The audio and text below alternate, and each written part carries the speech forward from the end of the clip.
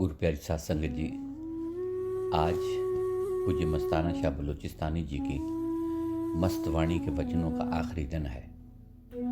आप सभी भाई बहनों ने इन वचनों को प्रेम से सुना। आप सभी का शुक्रगुजार हूँ। और कल से कबीर साहब जी द्वारा रचित ग्रंथ अनुराग सागर संगत के समक्ष रखने जा रहा हूँ। अनुराग सागर कबीर साहब और उनके परम शिष्य धनी धर्मदास के बीच का संवाद है। इस ग्रंथ के बारे में परम पूज्य संत सावन सिंह जी अक्सर अपने सत्संगों में जिक्र फरमाया करते थे कि हर उस जीव को यह ग्रंथ जरूर पढ़ना चाहिए। वक्त बदलता जा रहा है, लोग खरीद कर पढ़ना भूलते जा रहे हैं। इसी बात का ख्याल रखते हुए ये साखियाँ भेजने का ख्याल सतगुरु ने शुरू करवाया है और कल से अनुराग सागर शुरू करने जा रहा हूँ। और आज ये मस्त वाणी के आखिरी वचन हैं। वचन नंबर 499। अजीज़म मस्ताना राधा स्वामी, चिट्ठी तुम्हारी मिली। तुमसे किसी को भी अभी डेरा आने की इजाज़त नहीं है। तुम वहीं बैठकर भजन सिमरन करो। करमचंद को राधा स्वामी। अज तरफ सावन सिंह। वचन नंबर 490। तन तन सतगुरु और सतगुरु के मंजूर नज़र मस्ताना शाह जी, बराए मेहरबानी करके ख़त का जवाब ज़रूर दें। अगर आपने ऐसा ही करना था तो पहले आदत क्यों डाली थी? मगर अब इस आदत को पूरी करो, वरना मैं सब काम छोड़कर आपके चरणों में आ जाऊंगा। फिर ये न कहना कि ये क्या किया। मेरा दिल बहुत उदास रहता है। अगर आपका कृपा पत्र आ जाता तो भरोसा हो जाता। अब गलत फहमी ज़्यादा बढ़ रही है। पापी हूँ, लाचार हूँ, कामी हूँ। अगर आप साथ छोड़ देंगे तो आपकी बदनामी होगी। मशहूर हो चुका हूँ कि मस्ताना के एक अदना पापी गुनाहगार दोस्त है या नौकर है। जवाब ना आने पर आपके दरवाज़ा पर आकर बैठ जाऊँगा। आज सेठ मक्खन लाल मिंट गुमरी वाला आया हुआ है। वो हाथ बांधता है और बोलता है कि गरीबों को भी याद रखना। सबको राधा स्वामी। जेली रखियाराम दिल्ली। वचन नंबर 491। बखिदमत जनाब पूज्य मस्ताना जी। तारीख 23 फरवरी 1948। आपके कासिद के हाथ मेरे नाम चिट्ठी मुझको मिल गई। चिट्ठी देखते ही मैं हैरान हो गया कि ये कसम मस्ताना जी ने कैसे तोड़ दी। एक दफ़ा नहीं, करोड़ बार आपका शुक्रगुजार हूँ कि आपने मुझ गरीब को याद किया है। मैं अब ज़रूर आपकी भजन मंडली के दर्शन से लाभ उठाता रहूँगा कि आप जैसी महान शक्ति ने मुझे याद किया है। सच उसी वक्त मेरे दिल में तन शाह सावन साईं निरंकार की तुन जाग पड़ी। इतनी आपकी चिट्ठी में ताकत है। जी तो चाहता था कि आपके कासिद के चरण पकड़ूं और उनको अपनी ज़बान से चाटूं कि ऐसे भगवान पुरुष को मस्ताना शाह के पास रहने का हुक्म हुआ है। हम जैसे अभागे पुरुषों को आपके दर्शन 1 साल से नहीं हुए हैं। अब उम्मीद लग गई है, बादल आ गए हैं, बारिश ज़रूर होगी। उस्ताद डंडे वाले साधु के चरण पकड़ूंगा, तब शांति होगी। आपने मेरे किसी ख़त का जवाब नहीं दिया, लेकिन जब आपके दिल में दया आई, आपने कासिद के हाथ चिट्ठी भेजी। चिट्ठी देखते ही आंखें फूट फूट कर रो पड़ीं कि हाय, हमको भजन मंडली में शामिल होने का मौका न मिला। अब तो दिल यही कहता है कि मेरे मौला बुला लो मदीने मुझे। दर्शन दिखा के जामी डंडे वाले साधुआ, एक कवारी फेरा पामी डंडे वाले साधुआ। स्वामी जी, आप तो स्वामी हुए, हम आपके बालके हैं। आपने हमें भुला दिया है, हम क्या कर सकते हैं। सबको राधा स्वामी। अज मक्खन लाल, गुनाहगार आज़म, दिल्ली। वचन नंबर 492। मस्ताना के पास अमोलक की चिट्ठी आई जिसमें लिखा था कि तुम्हारे अलहदगी के भजन की कीमत बहुत पड़ती है और हमारा तुम्हारा नाम से ताल्लुक़ और होना चाहिए। वचन नंबर 493। मस्ताना के पास सीताराम ने खत भेजा। गुरु का प्यारा मस्ताना सीताराम बुरे से बुरा तेरे आगे सिर झुकाता है और सिर झुकाता रहेगा, क्योंकि तू बहुत ऊंची से ऊंची कोटि का महात्मा है। मैं आपसे डरता हूँ कि आपकी नाराज़गी सीताराम को फना न कर दे, और खुश भी होता हूँ कि आप मुझको तसल्ली और ठोकर लगाते थे, और सीताराम तुम्हारा बदला सारी जिंदगी तक नहीं उतार सकता। मस्ताना ने जवाब सीताराम को दिया कि जो जागे सो मौला, सो सोवे सो मुर्दा, सो तू सोने वाला चाचा है। तुम्हारा यहाँ काम इश्क के मदरसे में नहीं है। वचन नंबर 494। अमीर चंद प्रेमी लाहौरी की मस्ताना के पास चिट्ठी आई। उसमें लिखा था कि मैं आपके वास्ते कौन सा लफ्ज़ इस्तेमाल करूं। आखिरकार लाल का लफ्ज़ इस्तेमाल किया। आप गुरु के प्यारे नाम के रंग में रंगे हुए हो, गोया लालों के लाल हो। जो आपकी दृष्टि में आया, जिसने आपका हुक्म माना, उसको आपने रंग दिया, यानी रंगन चढ़ा दिया। यह ताकत आपको सतगुरु ने दी है, जो कि अणखुट भंडार है। आप जितना चाहें खर्च करें। इसी वास्ते मेरे प्यारे गुरु महाराज ने दिए। आप मेरे जैसे मूर्खों पर दया करें। मैं आपको हरदम हाजिर नाजिर समझा करता हूँ। दया मेहर से धन न घटे, कहंदा सावन शाह ब्यासा वाला पीर। संत शरण बहुत जगत हेत, साधु शरण बीत जीव हेत। आप साधु पूर्ण हैं।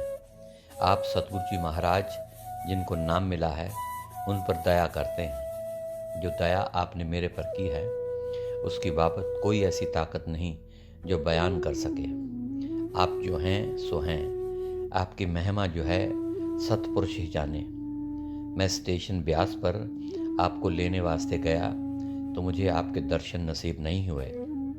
जिस दिल को लेकर मैं स्टेशन ब्यास पर गया था, तो खुशी का क्या नज़ारा था कि आसमान पर बादलों की छड़ी और खुशी की बरसात थी। जब वापस लौटा तो गमों के आंसुओं की धारें मेरी क्या आसमान से गिरने लगी। बस मैं समझा कि ये अभ्यास की कमी का नतीजा है। बस आप मुझ गरीब पर दया करें और मुझे माफ़ करें। ब्यास आओगे तो मुझको बड़ी खुशी होगी, मगर ना आओ तो मैं आपकी खिदमत में हाजिर हो जाऊँगा। जवाब जल्दी देना, या तो आपके मैं दर्शन करूं, या आप भजन मंडली समेत आकर दर्शन दें। वचन नंबर 495। देसराज ने चिट्ठी भेजी। सतगुरु के प्यारे मस्ताना जी, तन शाह सावन शाही निरंकार दा आसरा। एक घड़ी आधी घड़ी आदि आध, कबीर संगत साधकी कटें कोट अपराध। भजन मंडली और कुटिया का ख्याल कभी टलने वाला नहीं है, इसलिए भजन मंडली का संग और कुटिया हर वक्त याद आती है और अपनी किस्मत को रोता हूँ। आज़ादी से मन भजन सिमरन नहीं करने देता, क्योंकि मैं रोज़ रोज़ चिट्ठियाँ लिख लिख कर आपका कीमती वक्त ज़ाया नहीं करना चाहता। इसलिए आपकी मौज हो वैसे करें, मैं आपको तकलीफ़ नहीं दूंगा। खोद खाद धरती सहे, काट कूट बन राय, कुटल वचन साधु सहे, और से सहा न जाए। आप हमारे महान हो, हमको आपका कदर ना हुआ। सतगुरु सावन शाह ने हमारी सोई हुई किस्मत को जगाने के लिए आपको भेजा। हम बदकिस्मत हैं। आप दिल में दिलबर को रखते हो, और भजन मंडली का संग और फ़कीरों की सोबत से मालिक का प्रेम जागता है। इसलिए माफ़ी चाहता हूँ। फ़कीरों के रम्ज़ को वो ही जानता है जो सतगुरु का प्यारा हो, और फ़कीरों की सोबत पागों वालों को मिलती है। इसलिए हम बेकदरे हैं। आप दया के समुंदर हैं। पापी गुनाहगार तरसने वाला, ठोकरें खाने वाला, आपकी और भजन मंडली की कदर न करने वाला गुनाहगार, तह दिल से माफ़ी मांगने वाले को भजन मंडली का संग मिलेगा। ये कर मैं फूल बिगाड़िया, ना कर मैला चित्त, साहब वगैरह लोड़िए, नफर बिगाड़े नित। वचन नंबर 496। चिट्ठी देवी दयाल हकीम मुल्तानी। राधा स्वामी दयाल की दया, राधा स्वामी जी सहाय। तारीख 15 मार्च 1948। अज लखनऊ पंजाबी मोहल्ला बखिदमत श्रीमान कमाई वाले महात्मा मस्ताना बलोचिस्तानी जी राधा स्वामी। आपने हम सबको मुल्तान से छोड़कर सांगला चले गए थे। मुल्तान में भी आपके चले जाने से हम उदास रह जाते थे। सत्संग की इतनी रौनक नहीं रहती थी, मगर अब पाकिस्तान बन जाने से हम सब सत्संगियों को मुल्तान से निकलना पड़ा। अब हमें पता नहीं कि मुल्तान में सत्संग घर का क्या हाल होगा। हमें इस वक्त कुछ मालूम नहीं। हमारे सत्संगी भाई कहाँ कहाँ हमसे बिछड़ गए हैं। मैं सारा दिन उदास रहता हूँ, रोता रहता हूँ कि अब क्या हो गया है, मैं कहाँ आ गया हूँ, आइंदा हम पर क्या होगा। फिर मन को समझाता हूँ कि तुम चिंता मत करो, सतगुरु जी सहाय हैं। अगर तुम बहुत दूर भी चले गए तो सतगुरु जी हर वक्त तुम्हारे साथ हैं। वो तो दूर नहीं, हर जगह पल पल में मौजूद हैं। जब तुमको सतगुरु का आसरा है, तुम्हें तकलीफ़ और दुख न होने देंगे। तुम अपने सतगुरु के ध्यान में खुश रहो, मस्त रहो, सतगुरु जी सबको ठीक कर देंगे। श्याम सुंदर मुझे दिल्ली मिला था, वो भी बहुत हैरान था। मंगू मलिक मुल्तान से मेरे साथ इकट्ठा निकला था। मुझे लखनऊ में किसी सत्संगी बहन ने कहा था कि मंगू मलिक मेरठ में स्वर्गवास हो गए हैं। पता नहीं ये खबर गलत है या ठीक, मुझे पूरा इल्म नहीं है। अगर आपको पता हो तो बताना। लखनऊ में सत्संगी बहुत थोड़े हैं। सत्संग हर इतवार को होता है। तकरीबन 15 रोज़ हुए ब्यास से एक सरदार महात्मा आए हुए हैं। बड़ा अच्छा सत्संग रोज़ाना करते हैं, रौनक बनी रहती है। अभी तक हमें मकान नहीं मिला, कैंप में हूँ। मुझे पता नहीं मेरी किस्मत ने मुझे कहाँ से कहाँ ले आई। मेरी किस्मत मुझे ब्यास से दूर ले गई। अब ब्यास जाना ज़बरदस्त होता रहता है, मगर पल्ले में एक पैसा भी नहीं है। दुखी हूँ और रोता रहता हूँ। पाकिस्तान बनने से हमें बहुत दुख मिल रहे हैं। बराए मेहरबानी मुझे कोई उपाय तरीका बताओ कि मैं कम से कम हजूर महाराज जी के दर्शन को जा सकूं। हजूर महाराज जी की दया मेहर से हमारा जानी नुकसान कोई नहीं हुआ। उम्मीद है कि बलूचिस्तान की संगत भी सारी सही सलामत आ गई होगी। चौधरी रेवतमल और रमा भी राजी खुशी होंगे। उनकी तरफ से बड़े प्रेम से राधा स्वामी पहुँचे और बलूचिस्तान की संगत को और सिरसा की संगत को बड़े प्रेम से राधा स्वामी देवें। उम्मीद है कि श्याम सुंदर, सुंदरदास, लाला भगवान दास, मास्टर राम नारायण का हाल अहवाल आता रहता होगा। मुझे आपका पता चंद दिनों से मालूम हुआ है। जो सरदार महात्मा आए हुए हैं, उनसे मैंने आपका पता पूछा तो उन्होंने आपका पता बताया। पता मिलने पर आपको चिट्ठी लिखी है। मुझे मालूम हुआ है कि आपने अपने लिए एक गुफा बनाई हुई है।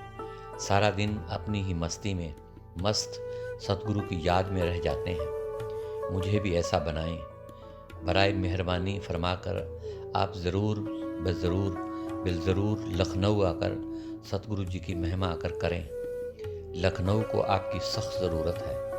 बल्कि मेहरबानी फरमाकर हजूर महाराज से आज्ञा लेवें और दरियाफ्त करें कि लखनऊ में संगत को बनाने और सत्संग की रौनक बढ़ाने की ज़रूरत है कि नहीं, या तो किसी न किसी तरह से हमें सबको अपने पास ही बुलवाएं। इस तरफ लाला जी, भाभी जी व सारे परिवार की तरफ से आपके चरणों में राधा स्वामी पहुँचे। चौधरी रेवतमल, रामा और बलूचिस्तान की संगत को राधा स्वामी पहुँचे। मिंट कुमरी वाले मक्खन लाल जो साइकिलों का काम करते थे और सांगला के राम रखा मल सराफ जी भी आपके पास ही होंगे। वचन नंबर 497। डेरा में महात्मा अमरनाथ की चिट्ठी आई। मुकर्रमों व मोहतरमों, मस्ताना साहब, दस्ता बदस्ता राधा स्वामी। अर्ज आके नवाजिशनामा कल रोज़ मिला। अहवाल मुंदरजा से आगाही हुई। यादावरी तह दिल से शुक्रगुजार हूँ। आपकी भजन मंडली में सतगुरु का आ जाना आप सबको मुबारक हो। मगर ये कैफियत है, वो शौक फिर रहा है या अपने दाएं बाएं। जिस तरह कृष्ण जी ने नारद जी के एक गोपी तलब करने पर लाखों गोपियों के साथ लाखों कृष्ण दिखाए, इसी तरह अब हर अदना से अदना सत्संगी के साथ सतगुरु रंगरलियां मनाता नजर आ रहा है। आपके सूफी वाले ख्याल को कौन गलत कह सकता है। खुद हजूर महाराज इस फारसी कलाम को सत्संग में अक्सर फरमाया करते थे कि हर के ख्वाहद हम नशीनी बाखुदा गो नशी अंदर हजूर औलिया। जिस जिस जीव गैर सत्संगी के भाग होंगे वो आप और आपकी भजन मंडली यानी दायरे अकीदत में शामिल होकर फैज़ हासिल करेगा और आपका इष्ट यानी आपका सतगुरु काम ज़ोर शोर से चलाएंगे, क्योंकि आप में दीनता बेहद है। यही गुण संतों को पसंद और गर्दीदा बनाने वाला है। तसल्ली रखें, फिर भी मैंने जो कुछ सुझाव वो ये हैं कि आखिरी दिनों हजूरी जलाल इतना बढ़ गया था कि आप और आपकी भजन मंडली यहाँ आ जाते तो आप तो हज़रत मूसा की तरह सौदाई और भजन मंडली के अफराद बेहोश हो जाते। शायद हजूर ने यही मतलब समझकर आपको रोक दिया था, क्योंकि डेरा में मुझे एक भी ऐसा बशर नज़र नहीं आता है जो किसी प्रेमी के प्रेम को ठुकराता हुआ आप हजूरी दर्शनों के लिए रोक दें। खादम अमरनाथ। वचन नंबर 498। डेरा से महात्मा मनोहर लाल की चिट्ठी आई। तारीख 24 अप्रैल 1948। राधा स्वामी दयाल की दया, राधा स्वामी जी सहाय। सतगुरु के लाडले पुत्र मस्ताना बलोचिस्तानी राधा स्वामी। पत्र आपका प्रेम भरा मिला। आपके भाग्य की क्या सलाहना हो सकती है। तन तन है आपकी कमाई कि आप जैसे सज्जनों की बदौलत से ही दुनिया अपने असूल पर कायम है। हजूर महाराज जी को जिस्मानी तौर से हमसे दूर हैं, परंतु शब्द रूप में हमारे सबके अंग संग हैं। यहाँ पर कई एक पुरुषों को हजूर जी का शास्ताकार हुआ है, क्योंकि आपका हृदय निर्मल है। इस पर जो नक्श हुआ है वो मुबारक है। आपकी हस्ती लाखों में एक है, एक जो सिद्धि को प्राप्त होते नहीं हैं। वचन नंबर 499। पहले स्वामी था, रूह ने स्वामी को जपया। जब स्वामी के पास गया तो स्वामी बोला कि तू मेरी राधा है, तूने मुझे आराध के पाया है। मैं तेरा स्वामी हूँ, तूने मुझे आराध्या। ये किस तरह नतीजा हुआ, किस तरह स्वामी को पाया राधा ने, कि पहले स्वामी सार शब्द का रूप धार्या, फिर सत शब्द धार्या, फिर अनहद शब्द धार्या, फिर सतगुरु का रूप धार्या, फिर साध का रूप धार्या, फिर गैब। अभी रूह उन्हों के नीचे 3 लोक में आया। अभी रूह किस तरह जा सके, ये विचार आया भी वो साध से ना मिले तब सतगुरु का पता ना पड़ता। जब सतगुरु से ना मिले तो उनके नाम या अनहद का या उसके शब्द का ना पता पड़े। फिर अगर अनहद का नाम ना मिले तो सत शब्द का पता ना पड़े। जब तक सत शब्द से ना मिले तो सार शब्द जो उसका रूप है उसका पता ना पड़े, और शार शब्द से ना मिले स्वामी जो असल इन सारों का बड़ा रूप है उसका पता ना पड़े। अटल रूप जो सबसे बड़ा है, राधा तब बन सकती है जब तक उस रूप स्वामी से मिले। जब तक ये सारी बातें इख्तियार से करेगा फिर तो ये वाचक ज्ञानी बनिया। फिर तो वो स्वामी लानत मारेगा कि तू सारी उम्र बातें करता रहा, मेरे से तो ना मिला। ये कुदरती कानून है कि गुरु कहें तू साध को पूज और साध कहें तू गुरु को पूज। गुरु क्यों साध को पूजवाता है कि वो अपने पास रूह को न रखेगा, वो मेरे पास भेजेगा, मैं उनको नाम के पास भेजांगा। नाम सत्य शब्द के पास और सत्य शब्द सार शब्द के पास और सार शब्द स्वामी के पास भेजेगा और फिर ये स्वामी बन जाएगा। यही सहजोबाई ने बोलिया है कि राम को न मानूं गुरु को मानूं। राम ने तो 5 चोर लगाया, गुरु ने आन छुड़ाया।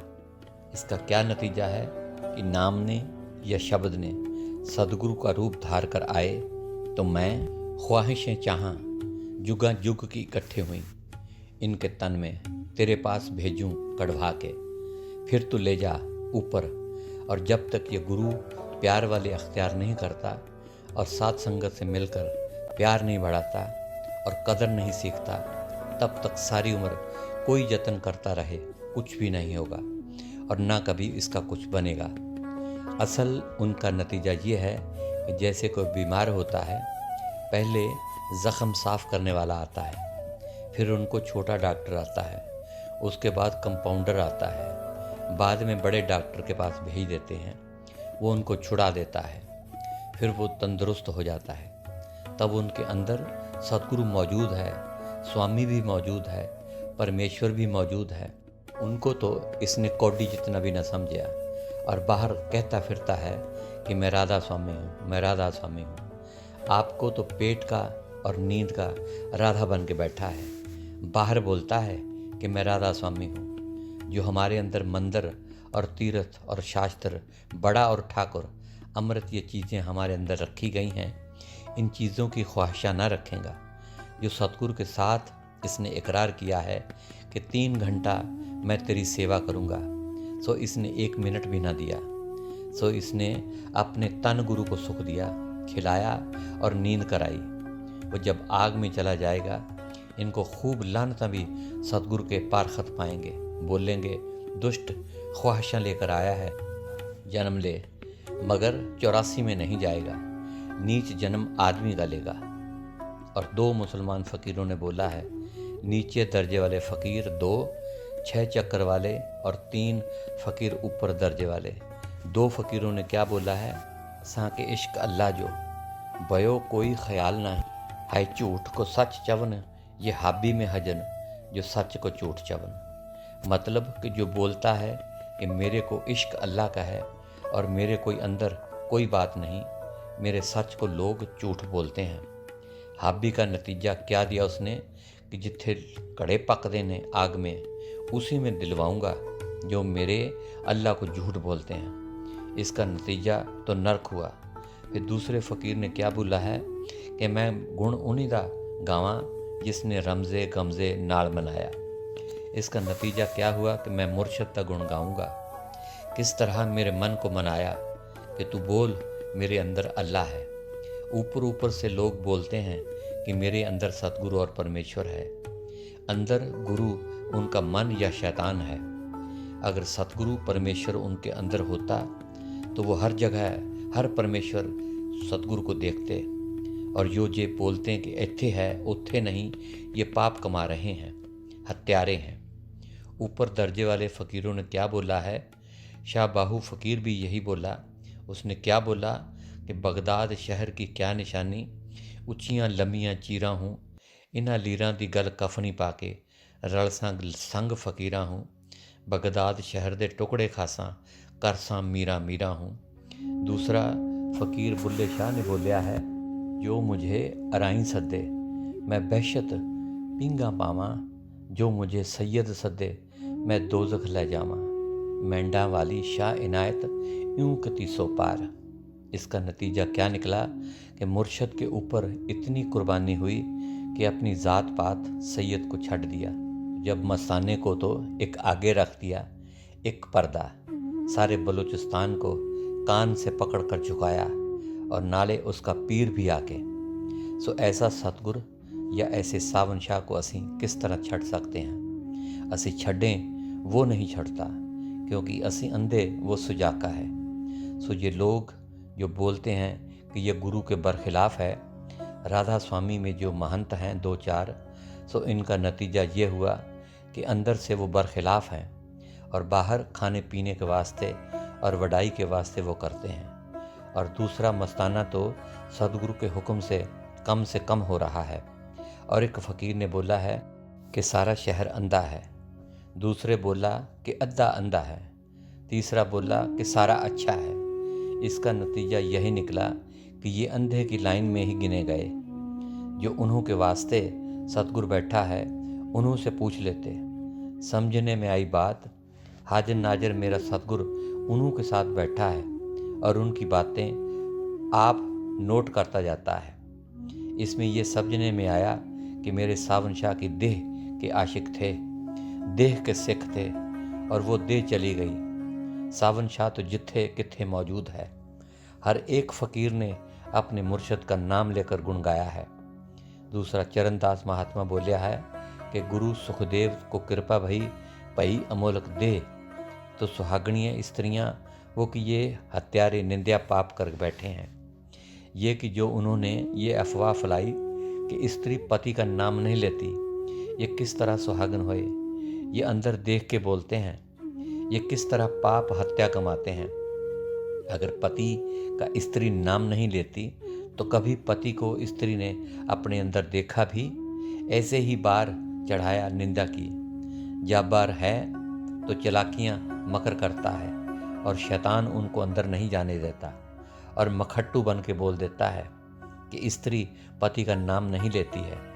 अंदर तो जाके देखे कित्थे पति है और कित्थे स्त्री है। सतगुरु का तो हुक्म मन्या ही ना। बदमाश ने कि 3 घंटा रात दिन मेरे नाम के आगे देता तो इसको पता पड़ता कि स्त्री केड़ा है और पति केड़ा है। फिर इसको पता पड़ता, फिर वह सतगुरु करता फिरता। और जैसे कि फ़कीरों ने अपने मुर्शद का गुण गाया है। जब उन्होंने हमारे सतगुरु को गुरुद्वारे से निकाल दिया, उसको नहीं मानते, तब हमारा गुरुद्वारे जाने का क्या मतलब। सतगुरु ने ही राधा स्वामी को पैदा किया, उन्होंने वहीं टेक रख लिया। जैसे ठाकुर मंदिर वाले बोलते हैं, इत्थे बोलते हैं। बाकी असी गरीब फकीर हाथ बांध कर कुटिया भी सतगुरु के नाम को सरदार को चाबी पकड़ाया। क्योंकि हर एक शास्त्र में पहले सतगुरु का प्यार पैदा करने का संग ढूंढते हैं। जब सतगुरु का प्यार आया तो राधा स्वामी, सतनाम, अनामी सब आ गए। सलमान फ़कीरों ने भी बोलिया है कि अल्लाह औलिया मुर्शद की ज़ात में आ गए। ये बातें उन्हीं में तो हैं। नहीं, आप प्यार करते हैं, औरों को करवाते हैं गुरु के साथ। ये आप तो कंकर हो गए, औरों को भी कंकर कर दिया। ये पाप उन्हीं को लगेगा। चलो उनकी बात। राधा स्वामी बोलते हैं हमारे सतगुरु का रूप है, ये मानते हैं। और जो देह में सतगुरु का रूप धार्या, उनका प्यार कित्थों आवे। सो ये देह वाले सतगुरु को जो सूक्ष्म रूप सतगुरु हमारा सावन शाह है, उनमें है ये बरखिलाफ। इसलिए कुटिया छट दिया और ये पुकारी टेक्की बन के बैठ गए। कबीर साहब बोल गए, पली मार कबीर की जो मनो दे विसार। एक शाहूकार का लड़का हुआ, उसने किसी की बुराई की, सो उसकी बुराई सारी दुनिया में मशहूर हो गई। सो उसकी बुराई की जाहिर हो गई दुनिया में। इसी तरह भजन मंडली के ऊपर सतगुरु की रहमत मेहर आती है। सो इस मेहर को सोना करने के वास्ते, भजन मंडली को सोना करने के वास्ते दुनिया उनको बाहर टंडोरा देती है। जब आके कोई देखेगा अंदर तो हैरान हो जाएगा कि इत्थे तो सच ही सच लगा पड़ा है। इस तरह जब मैल उनकी बाहर गई तो इसी तरह भजन मंडली की सच्चाई फैलेगी। जो ये निंदक जो है, सो यह गुरु हमारा है। ये भजन मंडली को रोशन जैसे उसने अपना गंध फैलाया है, तैसे भजन मंडली का गंध भी बाहर फैल जाएगा और वो सोनी हो जाएगी। एक बार करके राधा स्वामी छड़ देना कि सारा दिन राधा स्वामी कहना। जो सतगुरु ने चीज़ दिया उसको कब पकड़ोगे, तो झगड़ेबाज और दावागीर बन गया। सो इसी खातर असी गरीब फ़कीर इस बात से टलकर दूर हो जाकर बैठे हैं। जब कार्ड कृपाल सिंह ने भेजा सो उनका जवाब असी गुरु के हुक्म से दे दिया। फिर वो जवाब आया, फिर भी असी सरदार को दिखाया कि ये कृपाल सिंह ने लिखा है। सो वो हमारे मित्र, हमारे गुरु के कुल, उनकी पूजा करने बैठे थे। हमने सतगुरु को बोलिया कि तेरे कुल की निंदा करते हैं थे, असी इत्थे बैठ जावें। सो उन्होंने तो और कई झूठी मूठी अफवाहें फैला कर इस दरवाजे को बंद करने लगे। जब कार्ड आया मक्खन लाल का, करमचंद ने सरदार के पास क्यों भेजा? ये सरदार से लड़ाने के वास्ते और शरारत करने के वास्ते किया। दूसरा कोई लिफाफा आया तो बदे बदी फाड़ कर लोगों को सुनाने लगा। और ये कोई उनको हक था? जिसको सतगुरु देवे उसकी वड्याई है। ये तो मंग कर लोगों से जन्मदिन करते हैं। हमारे इत्थे आके लोग नक वढ़ते हैं। सो ये बोलते हैं कि कोई नहीं सच्चा सौदा, कोई नहीं धन सतगुरु, तुम राधा स्वामी करो। जब उन्हों के वास्ते सतगुरु नहीं तो कित्थों आएगा राधा स्वामी? जब हजूर सरदार बहादुर जगत सिंह महाराज ने बोलिया कि सच्चा सौदा सतगुरु के हुक्म से बनया। और अब भजन मंडली को राधा स्वामी लिखता है तो उन्होंने ना तो सतगुरु को मन्या और ना हजूर के हुक्म को मन्या। सो गुरु प्यारी साध संगत जी, आज के लिए इतना ही। और कल अनुराग सागर के अंश आपके समक्ष रखूँगा। तब तक के लिए इजाज़त और मेरी तरफ से प्यार भरी धन धन सतगुरु तेरा ही आसरा, हाजिर नाजर जिंदा राम तेरा ही आसरा।